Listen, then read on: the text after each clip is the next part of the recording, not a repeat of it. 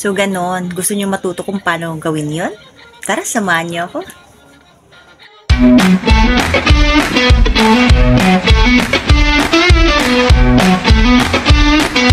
So, ayan, open natin si CapCut ulit. Tapos, click natin, new project. Ayan, mararaw tayo sa gallery. Piliin natin yung video na ni-ready natin. Ayan siya, select natin yun. Then, click add yung nasa baba. So, ayan na siya. Then, kung meron kayong mga part na gustong i-delete, click, highlight nyo lang, click split, then delete. So, ako, tatanggalin ko tong banda rito. Ayan, para hindi siya masyadong mahaba. Ayan. Then, highlight ko yung part na gusto ko i-delete, then click delete. Diyan din banda sa may dulo, punan ko ng konti. Then, i-add ko yung isa ko pang video na parang nagulat. So, super ikli lang yan. Lagyan ko lang ng konting twist yung magic natin para hindi boring. Tatanggalin ko lang yung mga part na hindi ko kailangan. Ayan, highlight natin yung pangalawang video natin. Click split, then highlight natin yung part na ayaw natin, then delete. Nandito din sa bandang dulo, same process. Highlight natin, click split, highlight yung part na gusto natin tanggalin, then delete. So, ayan. Goods na ako dyan. So, next step, sa bandang baba, hanapin natin sa overlay. Click add overlay. Then, select natin yung video na apoy na niready natin.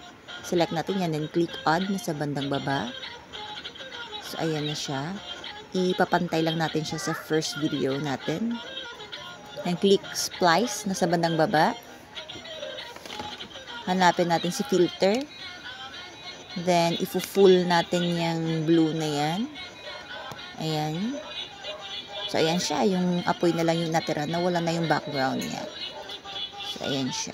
Adjust na lang natin. So, ngayon, susundan natin yung movement ng kamay natin para magmukha talaga siyang hawak-hawak natin yung apoy. First, i-adjust ko muna yung apoy. So, mag-umpisa tayo sa pinakamaliit na apoy. Ayan. Lalagay natin siya sa daliri, sa kamay natin, sa palad natin. Ayan. So, para sumunod yung apoy, every time na mag-move yung daliri natin, i-click natin yung diamond shape na sa bandang taas. Ayan. Then, pag i-move natin yung kamay natin, susunod na yung apoy, konting adjust na lang para talagang andun siya sa palad natin. Ayan. Tapos, nasa inyo na kung gusto nyong palakihin yung apoy, lakihan ng konti, or anong size, gusto nyo naka-steady lang yung size. Sa akin kasi, from maliit hanggang malaki, yun yung gusto ko. So, ganong konting adjust lang hanggang sa makuha nyo yung gusto nyo. So, ayan siya. So, goods na ako dyan.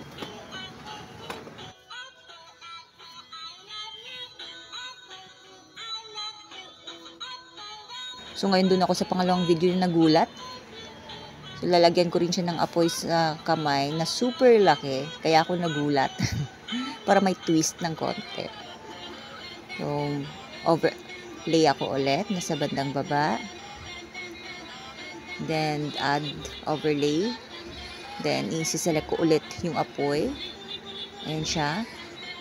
Then, splice. Select mo si filter. Then, ifu-full mo yung kaninang straight line na color blue. So, ayan. Gusto ko super laki yung apoy na sa kamay ko. Kaya ako nagulat. Ganun. So, konting adjust lang. Kasi super ikli lang ng video na yan. So, i-cut na lang natin yung sobra para pumantay siya sa video, yung haba niya. Goods na tayo dyan.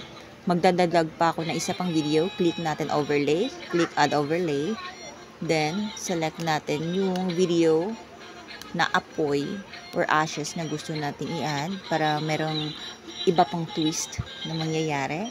Then, same process. Click natin yung splice, then select filter, i-full natin yung naka-straight line na blue. Then, nasa inyo na kung saan nyo banda ilalagay yung parang ashes na yan. So, ayan siya. So, sa akin, sa bandang baba lang, konting ashes lang. Ngayon, para mas lalong gumanda, click natin yung effects na sa bandang baba. Then, click natin video effects.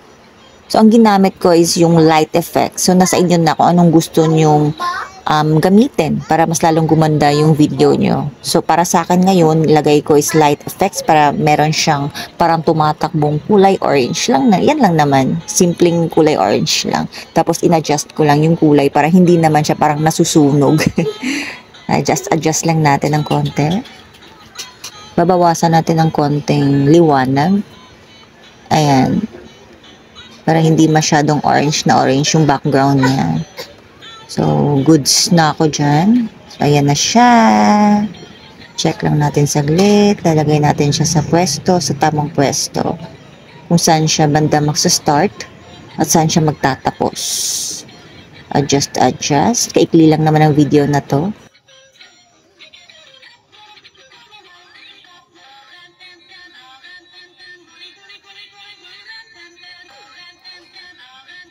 Adjust ko lang konti yung liwanag ng second video natin. Super liwanag siya. So, iba siya kaysa dun sa first video. Kaya, i-adjust natin yung brightness niya. Ida-dark natin siya ng konti. Adjust yung brightness. Ayan. Then, didiliman lang natin siya ng konti. Ayan. Goods na tayo dyan. Kasi kanina, super duper liwanag lang niya.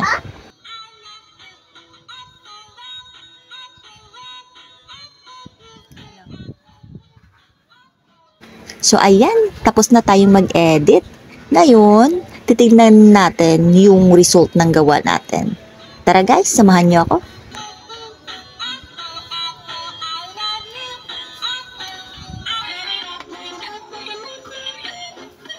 So, ganun lang yun. So, may natutunan ba kayo?